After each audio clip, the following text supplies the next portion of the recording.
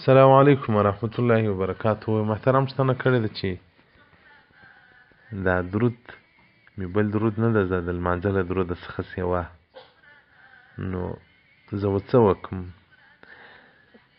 محترمه، د درود چې په عربي کې صلات ورته وایي، په دې کې مختلف الفاظ راغلي دي، خو افضل د الفاظو یې هغه دغه دی: اللهم صل علی محمد وعلى آل محمد كما صليت على إبراهيم وعلى آل إبراهيم إنك حميد مجيد. اللهم بارك على محمد وعلى آل محمد كما باركت على إبراهيم وعلى آل إبراهيم إنك حميد مجيد.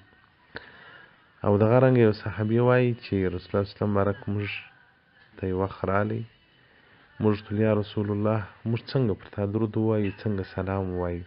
رسول الله صلی الله علیه وسلم بارک راته وویل داسې وایاست: اللهم صل على محمد وعلى آل محمد كما صليت على إبراهيم إنك حميد مجيد. او په لفظ د صحیح البخاري او د مسلم کې بیا داسې راځي: اللهم صل على محمد وعلى أزواجه وذريته كما صليت على إبراهيم. نو محترمه، دغه کامل درود، هغه افضل درود دغه دی. او دغه رنګه چې د درود غاړې ور باندې خلاصیږي، هغه نو دا دی: اللهم صل على محمد وعلى آل محمد.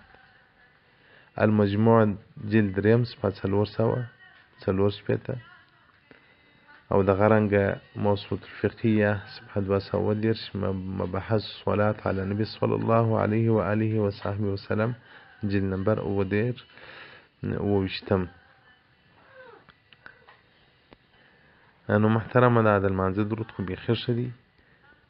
نو که څوک د لمانځه درود ووایي په بها، او که هغه نسي ویلی وایي دراز دی، بیا دی اللهم صل على محمد وعلى آل محمد دغه درود وایي. نو الله یې توفیق درکړي چې ډېر یې ووایه. په دې خو بیخي خوا مه بدوه چې زما نور درودونه نه دي زده، خو افضل درود دې زده دی. والسلام علیکم ورحمة الله وبرکاته.